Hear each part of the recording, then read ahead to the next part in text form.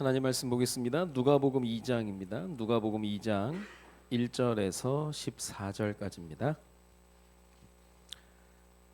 신약 성경 88페이지 오늘 우리에게 주신 하나님의 말씀은 누가복음 2장 1절에서 14절까지 말씀입니다.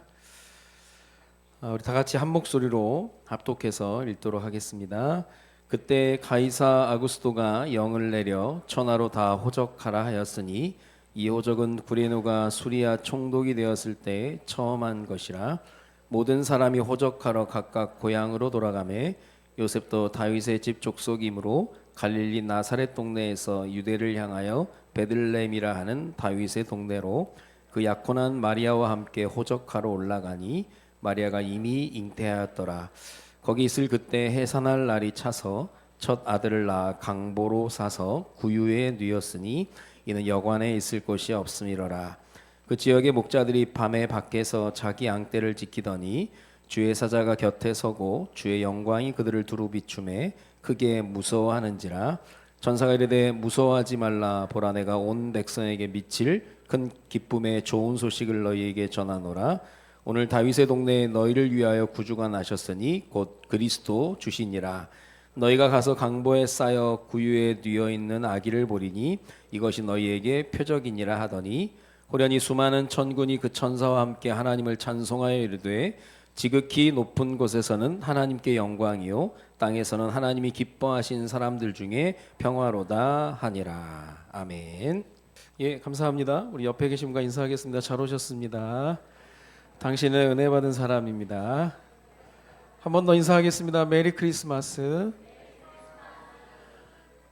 요즘 뭐 성탄 몇 년 전부터인가 성탄 뭐 분위기가 안 난다 뭐 그런 얘기도 하고 그랬었는데요.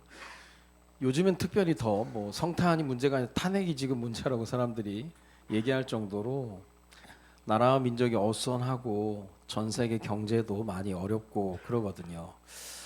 어둠이 짙을수록 작은 빛이라도 생겨지게 되면 영향력이 커지게 되는 거거든요. 시대의 여러 가지 모습을 보면서 그래서 그리스도가 이 땅에 왕으로 오셔야만 했던 이유, 올해도 변함없이 성탄절이 왔는데요. 올해의 성탄절은 우리 평생에 한 번이죠. 내년에도 물론 있겠지만 2024년 성탄절은 오늘 한 번뿐이 우리에게 허락되지 않았기 때문에 오늘도 우리가 하나님 말씀을 통해서 성탄의 의미를 올바로 알아야 되겠는데요. 그 제목이 포장지에 속지 말라 그랬습니다.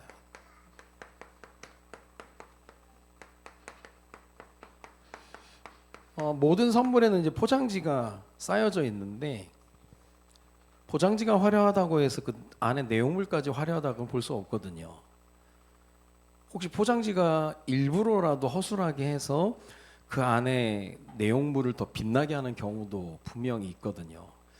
그래서 우리가 신앙생활을 할 때 정확하게 눈을 뜨고 해야 될 그 이유가 뭐냐면 잘 아는 것 같아도 잘 모를 때도 있고요. 그런 것 같은데도 그렇지 않을 때도 있고 예수님께서 부활하신 이후에 승천하시기 전에 제자들에게 질문을 받았거든요. 이 제자들은 공생애에도 함께 했고 예수님의 죽으심과 부활을 다 목격한 증인들이에요. 증인들인데 이 제자들의 질문의 내용이 예수님을 많이 놀라게 하고 지금 우리도 그럴 수 있는 거거든요. 그게 이제 사도행전 1장 6절입니다. 6절 7절에 보면 그들이 모였을 때 예수께 여쭈어 이르되 주께서 이스라엘 나라를 회복하심이 이때니까 하니. 이제는 예수님 본격적으로 이스라엘 해방을 위해서 일하시나요? 라고 물어보는 거예요. 이거는 어떻게 보면 예수님을 하나의 민족 해방자로만 여기는 거거든요. 그럴 수 있다는 거예요. 아니 그만큼 수많은 기적과 기사를 봤음에도 불구하고 여전히 거기 머물러 있는 거예요. 우리 지금 로마에 속국돼 있는데 예수님 이제는 부활도 하셨으니까 이제는 해방을 위해서 뛰십니까? 라고 물어보는 것 자체가 잘 모른다는 거예요. 같이 있었음에도 불구하고. 그래서 우리가 올해 가기 전에 우리가 하나님 앞에 스스로 점검해 봐야 될 게 있습니다. 사람들이 주로 하나님의 말씀, 하나님의 능력을 믿는 게 아니라 주로 믿고 싶은 걸 믿는 거죠. 하나님 말씀, 하나님의 능력을 믿는 게 아니라 내가 믿고 싶으면 믿는 거예요. 내가 믿는다라고 얘기하니까 다른 말로는 나 안 믿어 그렇게 돼버리는 겁니다. 안 믿겠다는 거예요. 믿고 싶은 것만 믿고 도무지 믿지를 않는 거죠, 사실. 그러면서 듣고 싶은 것만 듣고 싶어 하는 거죠. 이게 어떻게 신앙생활이 되겠습니까? 요즘 아이들이 잔소리를 못 듣는다고 하는데 그건 위험할 수 있거든요. 듣고 싶은 것만 듣는다? 위험합니다. 내가 듣기 싫은 말도 들을 수 있도록 힘이 있어야 되는데 힘이 없다는 거거든요. 그럼 지나가다 누가 나한테 욕했다고 막 칼부림하고 하는 거 보면 약하다는 거예요, 그만큼. 그래서 우리가 교회까지 와서도 믿고 싶은 것만 믿고 듣고 싶은 거 듣는다고 하는 것은 뭔가 막혀 있다라고 하는 거거든요. 그리고 내가 하고 싶은 것만 하는 거예요. 이게 얼마나 위험한 얘기입니까? 하기 싫은 것도 하나님의 뜻이라면 할 수 있는 힘이 있고 여유가 있어야 되는데 어떻게 내 인생을 내가 믿고 싶은 것만 믿고 듣고 싶은 것 듣고 하고 싶은 거 하고 살겠습니까? 근데 교회 와서 그래요, 사람들이. 안 믿는데. 그리고 우리 뭐 주로 아이들이 주로 쓰는 법이 못 들었다고 이제 그러잖아요. 실컷 얘기했는데 못 들었다 그러고 그냥 하기 싫다고 얘기하고. 내가 믿지 못할 내용들을 믿게 하시는 게 하나님의 능력이고 귀를 열어서 하나님이 듣게 하시는 게 능력이고 내 힘이 아닌 하나님의 주시는 공급하시는 힘으로 말미암아 내가 뭔가를 하고 있다라는 게 그게 신앙이고 그게 믿음의 성장이거든요. 요걸 통해서 하나님은 성장시키기를 원하는데 믿음이 안 자라는 거예요. 잘 안 믿는 거죠, 사실. 자, 그러니까 오늘 우리가 이 포장지에 속지 말라라고 하는 제목이 나올 그 배경이 뭐였냐면, 자, 모든 선물에는 반드시 포장지에 쌓여 있잖아요. 예수님이 당시에 지금 예수님이 오셨다라고 얘기를 하는데 만약에 그 당시에 내가 메시아가 오셨다는 소식을 듣는데 어디 베들레헴 마국간에서 태어났다라고 들었을 때 나는 과연 이분을 메시아라고 믿었겠냐는 거죠. 아니면 다른 사람은 얘기할 거 없이 내가 과연 이분을 믿었을까? 구약에 예언된 메시아, 왕, 선지자, 제사장으로 계속 그림자로 우리에게 말씀하셨고 징조를 보이셨고 오늘 누가복음 2장에 쭉 나와 있는 말씀 이미 미가서나 성경의 여러 구절을 통해서 이 메시아의 탄생을 얘기하셨는데 과연 그 당시에 나라면 믿었겠냐니 그거죠. 근데 그게 진짜 믿어진 때 그걸 보고 하나님 은혜라고 하는 건데 내가 억지로 믿는 것도 아니거든요. 그 당시에 나라고 하면 내가 정말 믿었겠냐. 오늘 누가복음 2장 7절과 12절이 중요한 구절인데요. 2장 7절에 보니까 요셉과 마리아가 첫 아들을 낳아 강보로 싸서 구유에 뉘었으니 이는 여관에 있을 곳이 없음이로라. 아니 메시아가 오셨는데 여관에서 태어난 것도 아니에요. 여관에 태어날 데가 없으니까 마국간에서 태어났거든요. 근데 그 모양이 강보에 쌓여 있고 구유에 뉘어 있어요. 과연 내가 이걸 받아들였겠냐 이제 그거죠. 요즘 얼마나 속임수가 많습니까? 근데 중요한 건 2장 12절에 보니까 2장 12절에 너희가 가서 강보에 쌓여 구유에 뉘어 있는 아기를 보리니 이것이 너희에게서 표적이니라 그러고 이게 표적이라는 거예요. 표적, 사인이라는 거예요. 그럼 이 하나님이 우리에게 주시는 이 사인들은 아는 사람만 아는 거예요. 그 아는 사람이 은혜를 입은 사람이라고 얘기하는 거거든요. 아무나 뭐 그냥 딱 보고 아는 게 아니라 그렇게 되는 거거든요. 그거 여기서 이 우리가 믿지 못할 상황, 만왕의 왕이라고 오셨는데 강보에 쌓여서 오셨다는 거예요. 강보는요, 쉽게 말하면 그냥 옷이에요, 옷. 아기가 태어나면 이불에 싸야 되는데 이불에 싸지 못할 정도로 엄청 가난했다는 거예요. 요즘 뭐 우리 아기들 태어난 거 조리원이 얼마나 좋은지 한 달에 뭐 2천만 원, 3천만 원 데도 있고 뭐 럭셔리하게 막 한다고 하는데, 아니 만왕의 왕이 오셨는데 강보에 쌓였다. 이해 안 되는 거죠. 이해 안 되는 거죠. 강보에 쌓여 어디에 누워 있냐? 구유에 누워 있다는 거예요. 구유는 뭡니까? 말 밥그릇이요. 여물통에서 애를 눕혀 놓은 거죠. 이거는 최악의 환경이죠. 최악의 환경. 그럼 마국간, 외양간, 걔네들이 화장실을 딴 데 가서 하냐고. 거기 안에서 다 하는 거 아니에요. 먹고 싸고 자고 놀고 밥그릇도 입으로 다 하는 더러운 데인데 거기서 태어난 거예요. 그러면서 또 하나 조건을 보면 아기로 태어났다는 겁니다. 아기는 한마디로 힘이 없는 거죠. 힘이 없는, 아무 존재 없는. 그러니까 누가 보더라도 이건 왕 같지 않은 거예요. 왕 같지 않은 거예요. 그럼 당시 아니 메시아가 오실 것이다라고 그렇게 고대했는데 이 정도로 오니까 이게 알 수가 있냐는. 근데 동방박사나 목자들은 이걸 아는 거예요. 그래서 그런 사람들을 보고 똑똑하다라고 하는 게 아니라 은혜 입었다라고 얘기하는 거예요. 여러분, 다른 사람들이 못 믿는 걸 믿어지는, 다른 사람들이 못 듣는 걸 듣는, 다른 사람들 하지 못하는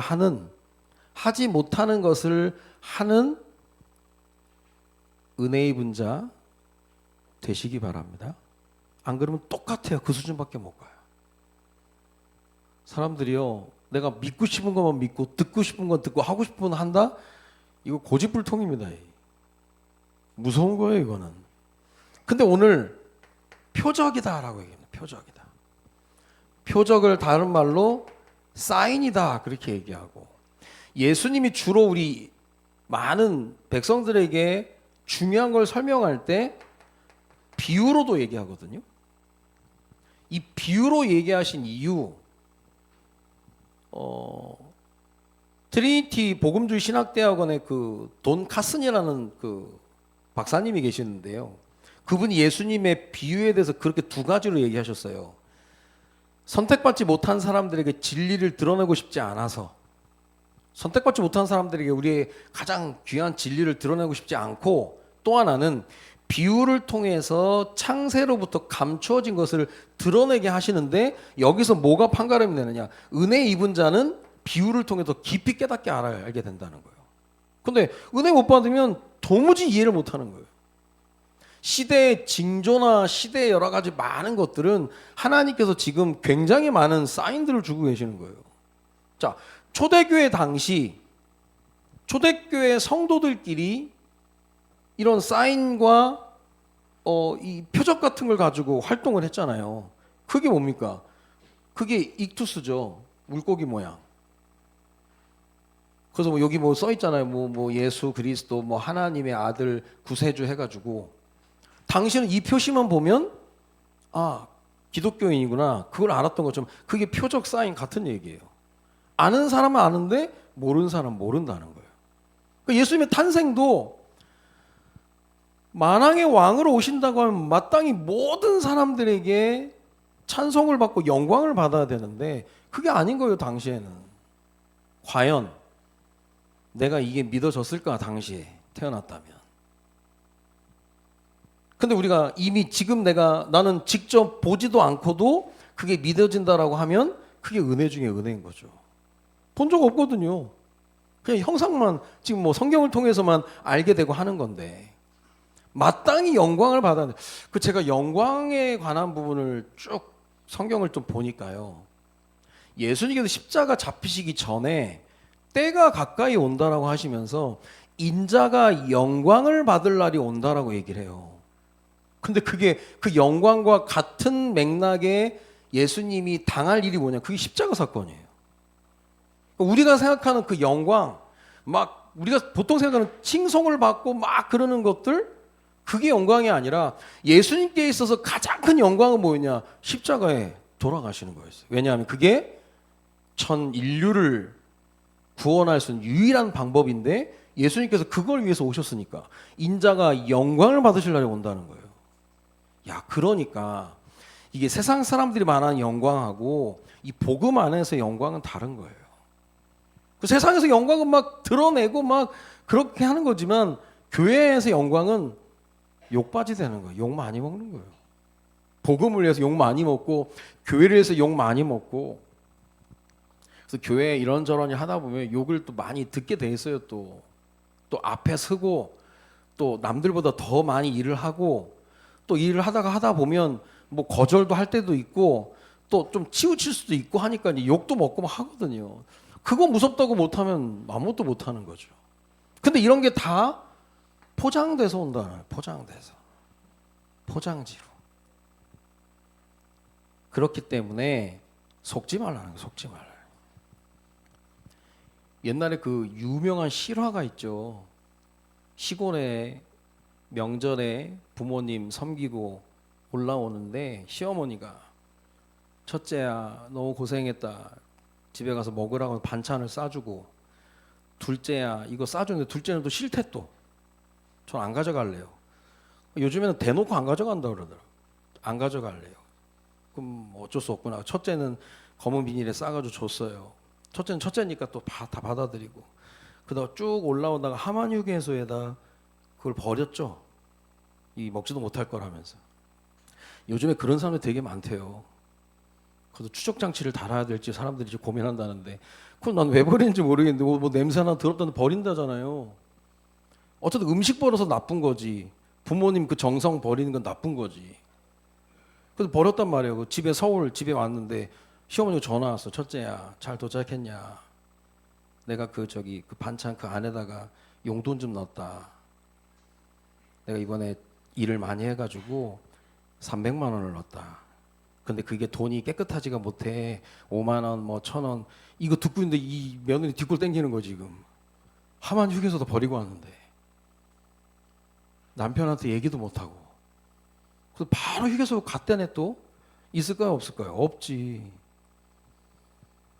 그렇게 포장돼서 오는 게 많다니까. 그래서 요즘 그래서 쓰레기통에 반찬 나오면 다 뒤져본대 사람들이. 혹시 돈 들어있을까 봐. 어떻게 보면 그것도 다 포장돼서 온 거거든요. 우리가요, 예수님이 오셨는데 아무 힘없이 왔어. 기독교? 개독교라고 얘기해도 쪽도 못해. 아무것도 못하는 것 같아. 우리 애들이 착각할 수 있거든요. 왜 목사님은 할 말 안 하고 왜 거기에 대해서 대응하지 않고 뭐 그렇게도 생각할 수 있고, 왜 교회가 아무 힘이 없는 것처럼 그렇게 얘기를 합니까라고 할 수 있지만 그게 아닌 거예요. 예수님이 강보에 쌓여 구유에 아기로 와도 상관없는 거예요. 여기엔 다 메시지가 있는 거예요. 그래서 하나님께서 우리에게 응답하시고 역사하실 때 특징이 뭐냐면 반드시 뭔 열매로 주시는 게 아니에요. 보잘것없는 씨앗으로 주신다니까. 요 씨앗도 요 희한합니다. 씨앗 가능성이 전혀 안 보이죠.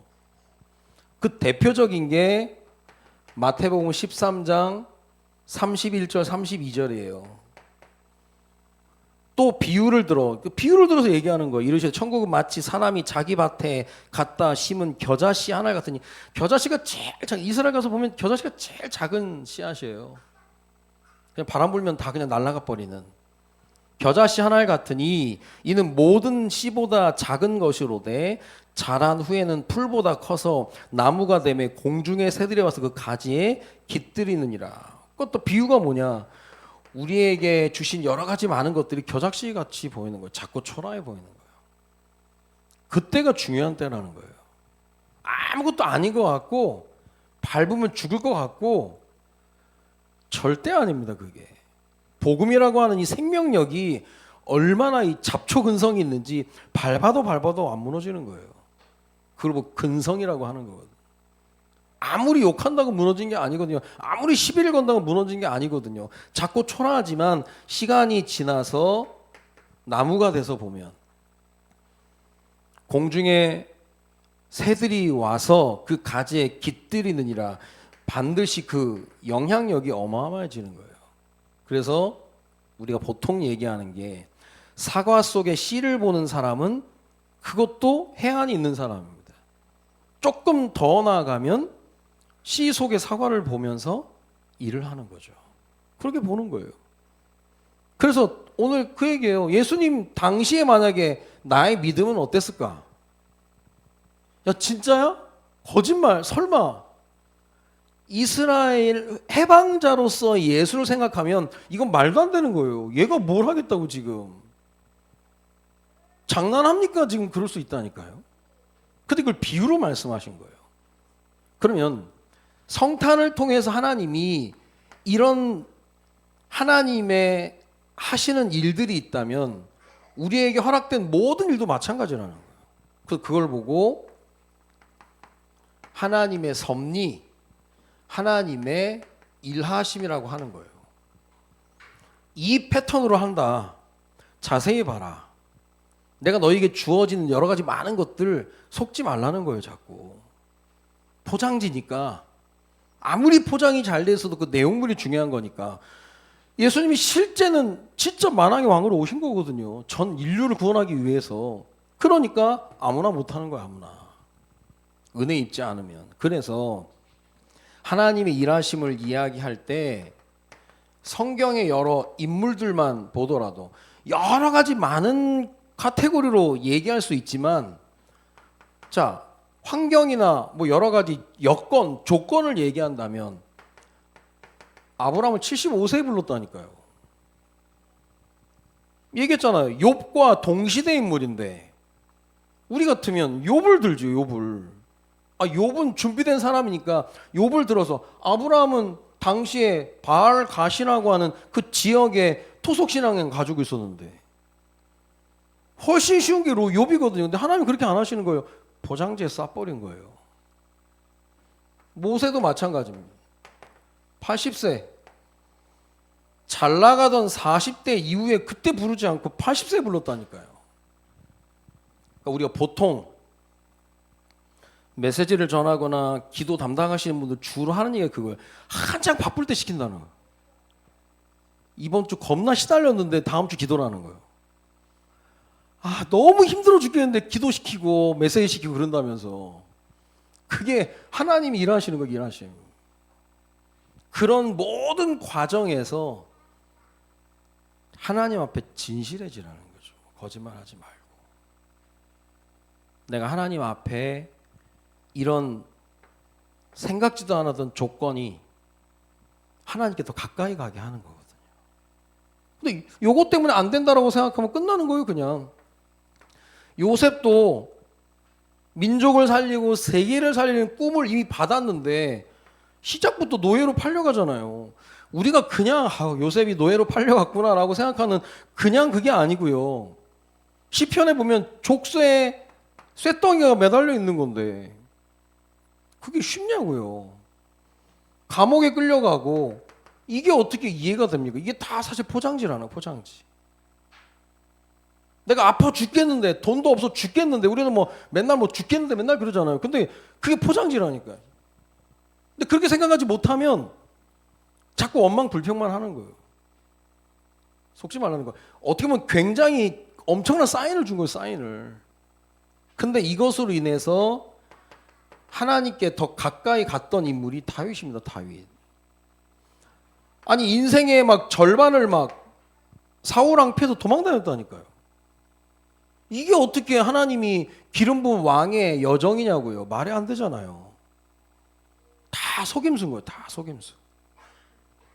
근데 그걸 어떻게 내가 이제 받아들이느냐. 성탄절의 성탄의 의미가 그리스도가 오셨구나. 가만히 생각해 보면 이게 뭔지 모르겠는 거예요. 이게 말이 되나. 표적이라는 거예요. 이 표적을 주신 그대로 우리의 일상 실제 삶 속에 하나님의 섭리가 이렇게 되는 거예요. 그래서 우리가 기도하면서 하나님 말씀을 통해서 비춰보지 않으면 다 속아버리는 거예요. 끝도 아닌데 끝났다라고 생각을 하고. 지금 가만히 생각해 보세요. 뭐 남들은 대한민국 끝났다라고 해요. 뭐가 끝나? 우리는 별짓 다 했어서 우리는 탄핵 한두 번 하나 한두 번 하는 거지 지금. 우리는 뭐 할 거 다 해요. 우리는 대단해. 우리는 웬만하면 잘 망하지 않아요. 우리나라가 질서를 잘 안 지키는 것 같아도 질서 되게 잘 지키고요. 또 우리나라 알아서 잘해. 옛날에 일본에 그 지진이 엄청 나가지고요. 사람들을 어디 체육관에 모아놨는데 사람들이 막 굶어 죽는 사람도 나왔대요. 왜냐 걔네들은 매뉴얼대로 움직이는데 재난의 때 그 나눠주는 매뉴얼이 없어가지고 못 나눠줬다는 거예요. 우리나라 보세요. 막 지들이 와서 가져가죠. 뺏어가고 막 내 거 내놓으라고 하고 막. 그래서 다 먹고 산다고 우리나라는 절대 우리나라는 만만한 나라가 아니에요. 절대 그런 거 가지고 무너질 나라가 아니에요. 우리는 남들이 볼 때 무너진데 끝났대. 절대 우리는 애국가에도 나오는데 하나님이 보호하사 우리나라 만세인데 절대 안 무너진다니까요. 이번에 기도원 보세요. 목사님 이미 망했으면 조선시대 망했던 우리나라가 망했으면 벌써 망했지. 우리나라만 그럽니까? 내 인생을 돌아보세요. 내 인생 가운데 망할 뻔한 상황이 없었냐고요. 있었지. 안 망했다니까요. 다 그게 하나님이 내 인생의 섭리 가운데 포장해 오신 거예요. 다 그 포장지였던 거예요. 그냥 지나갔고 지금 하나님의 역사가 계속되고. 그래서 하나님께서 하나님의 일하심을 나타내는 하나님의 나타나심. 그것도 얘기했잖아요. 제가 하나님께서 내게 허락하신 부족함과 결핍, 이것만큼 우리가 싫어하는 단어가 어디 있습니까? 부족하고 결핍되고 넉넉하고 넘쳐나면 좋은데 그럴 수 있는 거예요. 그럼 이때를 통해서 하나님이 무엇을 나타내느냐? 하나님의 공급하심을 체험하라는 거거든요. 진짜로. 다른 데 둘러보지 말고 부족하냐? 결핍이 왔냐? 하나님의 공급하심을 기다려라 그거거든요. 그릇 준비하고 기다려 보라는 거예요 지금. 그리고 뭔가 확실하지 않은 불확실 그리고 혼란 그럴 수 있거든요. 아니 확실하고 그냥 막 명확하고 막 샤프하게 가면 좋겠는데 그렇지 않은 거예요. 또 어정쩡해. 여기서는 하나님이 모르니까 하나님의 가르치심을 의지하는 거죠. 하나님 가르쳐 주세요 좀. 모르겠어요 그거. 제가 내년에 청라 행정도 같이 이제 병행하게 된 게 지금 우리 성도가 어정쩡해서 그런 거예요. 성도가 어정쩡해서 그런 거예요. 재작년만 해도 제가 내년에 이제 청라 오라고 할 때 제가 나 못 갈 거라고 성도 다 해야 되니까. 근데 상황이 이렇게 돌아가 버린 거예요 이렇게. 지금 어정쩡한 거예요. 어정쩡해서 나도 내가 지금 청라에 가 있는지 성도에 와 있는지. 근데 확실한 건 성도에 오면 편해. 나만 편한가? 여러분 어때요? 난 성도가 오면 편해. 청라는 아직도 나는 편치가 않아. 뭐 밉고 뭐 그런 게 아니라 청라는 좀 내가 편치가 않아. 뭐 남 같기도 하고 뭐 그것도 아닌데 왜 그럴까? 그것도 뭐 하나님 마음 주신 거니까요. 제가 코로나 걸리고 후유증이 있을 때요. 청라 제 사무실만 가면 제가 기침을 계속했다니까. 근데요 성도 오면 기침을 안 해. 진짜로 그랬어서 그때 그 청라 간사님이 왜 이렇게 기침을 안 하는 거야? 나도 모르겠다고. 약을 먹고 뭐 저기 먹는데도 청라 거기만 가면 기침을 그렇게 많이 했다가 성도 오면 또 언제 기침했냐는 듯이 또 기침을 안 했어요. 이 표적인지 모르겠는데 어쨌든 이 심리적인 그게 있는 거예요 또. 근데 뭐 행정을 맡다 보니 세일의 기도에도 지금 제가 여러분들과 같이 하고 또 해야 되는데 뭐 24일에도 우리가 뭐 오냐 가냐 마냐 막 이게 계속 이런 거 계속. 이런 어정쩡한 게 제일 사람들 피곤하게 하는 거예요. 그래서 우리가 뭐 그냥 뭐 다 가야 된다 그럼 또 뭐 그렇게 하는데 그것도 아니야 또. 그러니까 되게 어정쩡하니까 자꾸 기도하는 거야. 하나님 어떻게 해야 됩니까? 그래서 어쩔 수 없다. 성도가 확 커버리면 오라는 얘기 못 하는 거지 뭐. 근데 지금 어정쩡하니까 오라 가라면 그럴 수 있다니까요. 그래서 내년에 우리의 목표 목적까지는 아니지만 뭔가 분명해진 게 있다니까. 덩치가 커져야 되는 거예요. 밥 먹고 살찌는 게 아니라 교회가 힘이 생겨야 돼, 힘이. 그래서 우리 성도는 우리가 책임지고 청라는 청라가 책임지고 그럼 성도가 이제 덩치가 커지면서 왜 자꾸 우리 김 목사를 데려가냐라고 얘기할 수 있어야 되는데 지금은 야 데려가서 뭐 할 건데 지금 별로 없으면서 그래 버리니까 이 가르쳐 달라고 하는 가르쳐 달라고. 그래서 어제도 뭐 청라 아이들 나와서 하는데 귀여운데 우리도 귀여운 애들 되게 많은데 우리도 목다님 하면서 귀여운 애 얼마나 많은데 우리도 그냥 아쉬운 거예요 막. 근데 내가 또 거기 있어야 되고 또 그래서 하나님 가르쳐 주세요 지금 계속 그러고 있는 거거든요. 그러면서 하나님께 더 가까이 가는 거. 우리에게는 아픔 또 질병 있잖아요. 그때는 언제냐? 하나님의 고치심. 그래서 우리가 만난 하나님은 공가고의 하나님 그랬죠. 공급하시고 가르쳐 주시고 고치시는 분. 이분이 나의 하나님이라는 거예요. 이 일을 위해서 오셨다는 거예요. 예수 그리스도가.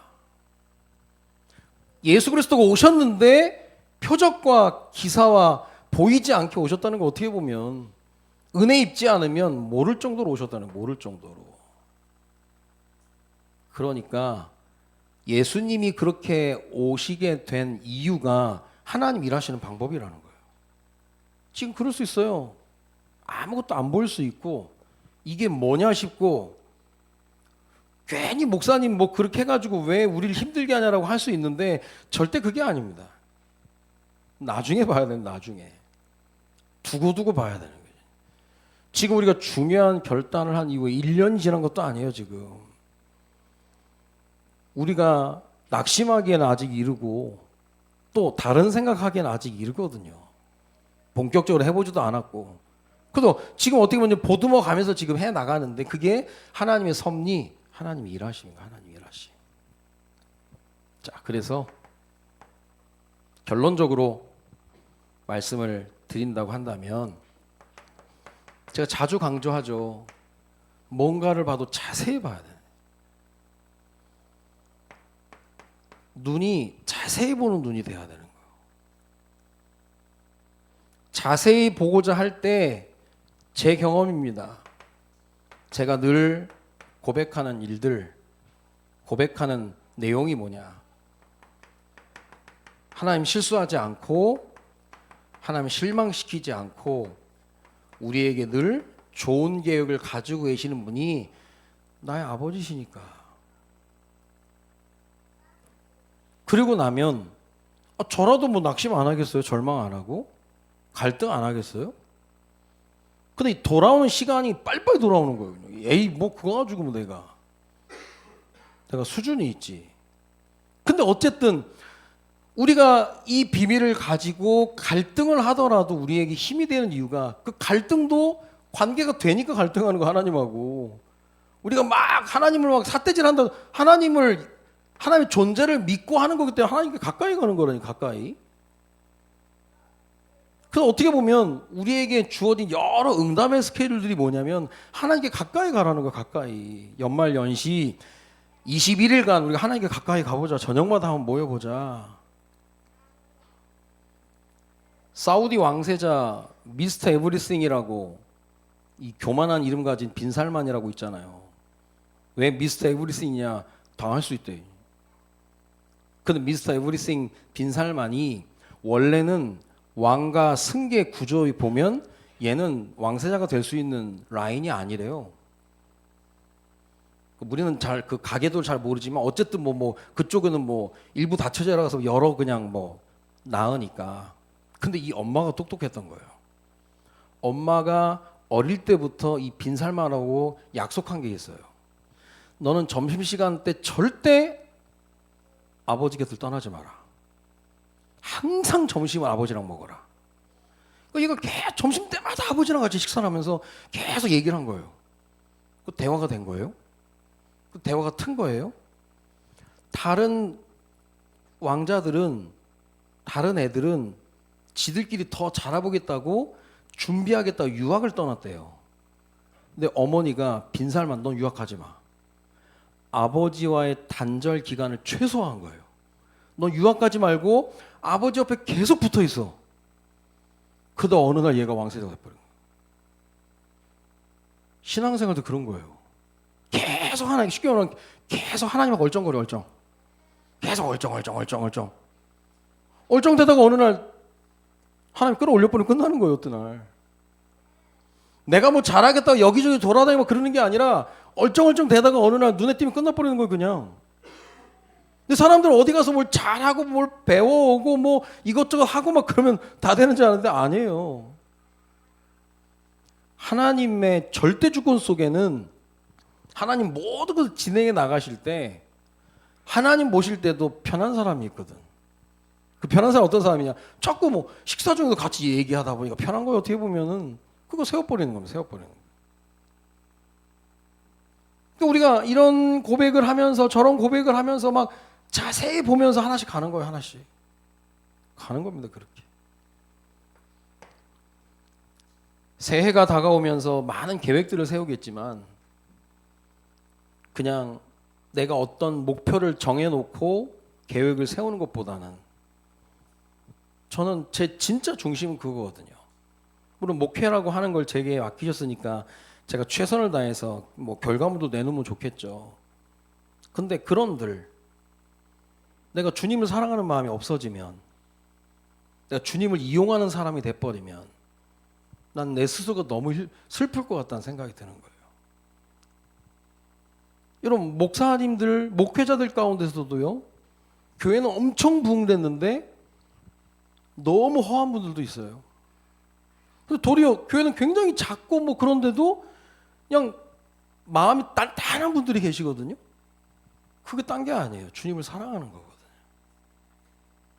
제가 그래 한 해 한 해를 지나가면서 내가 내년에는 올해보다 더 주님을 사랑하고 더 주님을 찾고 더 주님을 바라보고 그게 기도 제목이 아닐까 생각이 들고 그럼 나머지는 따라오는 거죠. 따라오는 거지.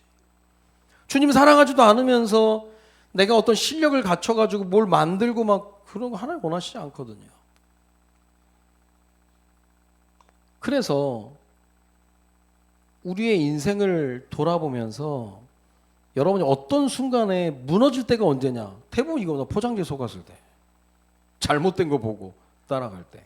그렇게 되는 겁니다. 하나님이 허락하신 응답의 스케줄. 지금 21일간 우리는 어떻게 보면 영적 전쟁이에요. 전교인 세일의 저녁 기도예요. 21일간 진행하려면 쉽지 않아요, 이거. 21일간 본격적으로 얼쩡거리는 거 하나님 앞에. 그리고 하나님께서 우리에게 허락하신 중요한 2024년 마지막 토요일 날 우리 가을과 겨울 성경학교가 우리 태영아 유아 유치부 아이들과 함께 진행이 됩니다.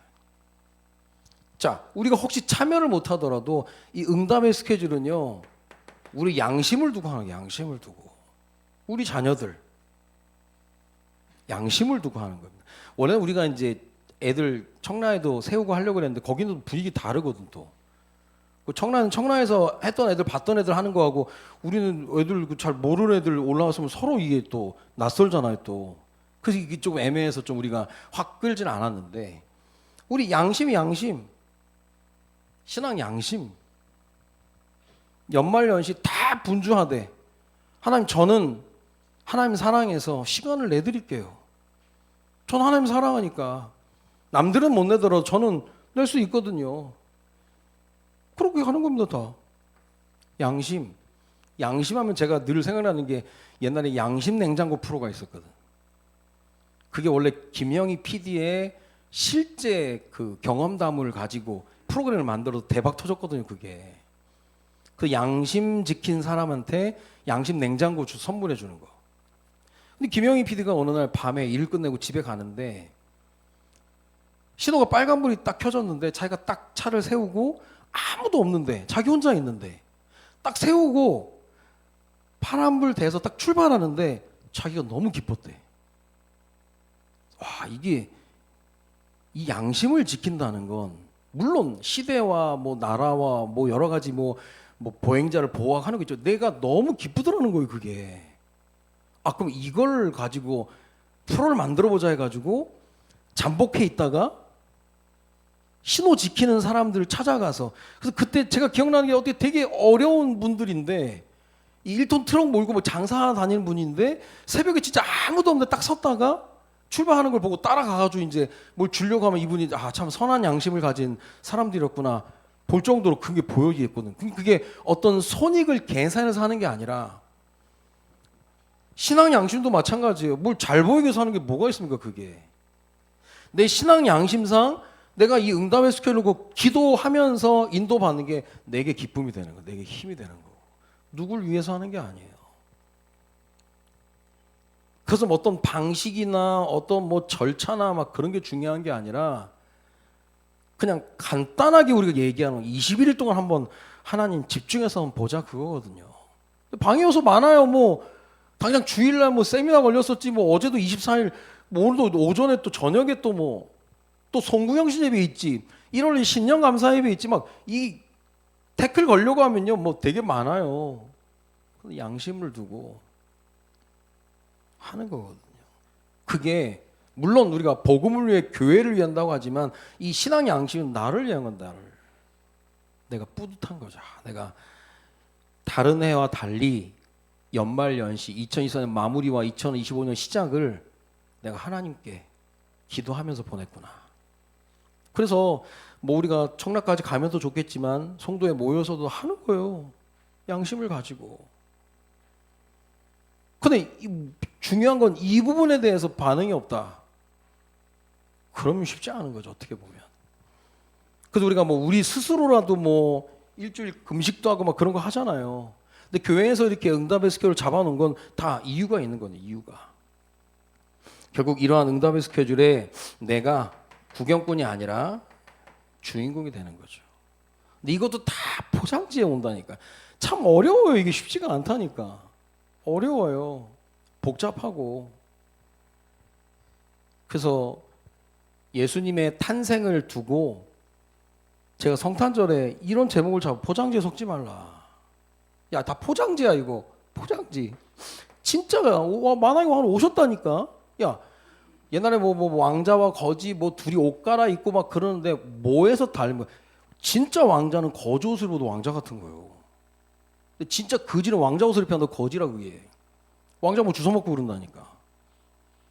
근데 거지 옷을 입었어도 눈빛은 다른 거예요. 눈빛은 실제입니다. 내가 진짜 믿음 가지고 언약 확실히 가지고 있으면 야 진짜야. 니들 볼 때는 이거 야 이게 뭐 하겠나 싶지. 절대 아니다. 이게 하나님 방법이다. 지금도 마찬가지인 거예요. 하나님이 굉장히 어렵게 우리를 힘들게 막 끌어가시는데 진짜 이러다 죽는 거 아니야. 절대 안 죽는 거예요. 그게 하나님의 섭리, 하나님의 일하심이라니까요. 분명히 거기 하나님 계획이 있는 겁니다. 예수 그리스도가 포장재에 쌓여서 아무에게나 모르게 오셨던 것처럼 우리에게 주어진 일도 그래요. 내게 고통과 고난이 너무 많으면 스스로가 힘듭니다.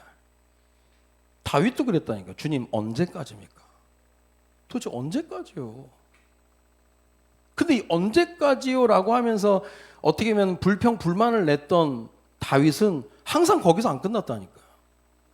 그러나 그래도 나는 주를 신뢰합니다. 나는 주님을 믿습니다. 거기서 진짜가 나오는 거예요. 그래서 이번 성탄절을 통해서 하나님이 우리에게 포장지에 싸서 공가고의 하나님을 나타내시고 계시는 거거든요. TV를 봐도 유쾌한 소식이 없고 실제 삶 속에도 그럴 수 있거든요. 그래도 하나님이 끝이라고 안 하고 하나님 우리나라를 제사장 나라로 세우셨거든요. 제가 이게 보면 가이사 아우구스투스, 이 존엄한 자, 이 줄리어스 시저 그 양아들 옥타비아누스 때 지금 실제 사건을 얘기하는 거거든요. 이 아우구스투스, 이 옥타비아누스가 이제 황제가 돼서 이 로마가 이제 황제령에서 움직일 때 이 옥타비아누스 아우구스투스가 엄청난 줄리어스 시저, 우리가 지금 쓴 달력 줄리어스 시저 달력인데 어거스트 그 8월달, 자기가 8월달 태어났다고 그 어거스트를 그렇게 만들어 달력을 바꿨던 사람이에요. 이 사람이 왜 호적을 내라고 명령했냐? 모든 국가의 존속 유지를 위해서 제일 중요한 게 통계입니다. 통계. 세금 징수해야 되고 또 우리 국방력 강화를 위해서 하는 건데, 그것 때문에 한 거 모든 것도, 야 갑자기 가이사 아우구스토가 왜 갑자기 영을 내려서 호적을 하게 만드냐? 그래야 예수님이 베들레헴에서 태어나는 거예요. 안 그랬으면 무슨 만삭의 여인을 데리고 어딜 갑니까 지금? 그러니까 역사의 모든 게 다 포장지인 거예요. 포장지. 그래서 내 인생 빼고 하나님 그렇게 하시겠나? 절대 아니라는 거예요. 내 인생에 축복이 고난이라는 포장지에서 올 때가 있거든요. 그냥 예수 그리스도의 탄생뿐만 아니라 내 인생을 돌아보라고 하나님 말씀하고 계시는 거거든요.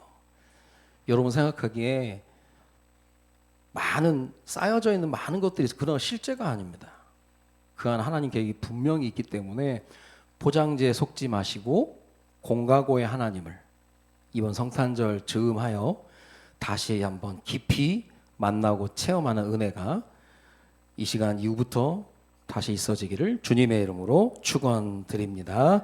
기도합니다. 살아계신 하나님, 우리가 때때로 납득할 수 없고 이해할 수 없고 공감할 수 없는 일들이 많이 있는데, 예수님의 탄생 또한 우리가 이해할 수 없는 강보에 쌓인 구유에 있는 아기로 오셨다라고 하는데, 그런 포장지에 속지 않고 하나님의 일하심을 실제 볼 수 있는 우리 모두가 될 수 있도록 주님이 인도하여 주옵소서. 공가고의 하나님을 만날 수 있는 여정 가운데 흔들리지 않고 부족함 속에, 불확실성 속에, 아픔 속에 공가고의 하나님을 실제로 만나는 우리 모두가 될 수 있도록 주님이 인도하여 주옵소서. 감사를 드리며 예수 그리스도의 이름으로 기도드립니다. 아멘.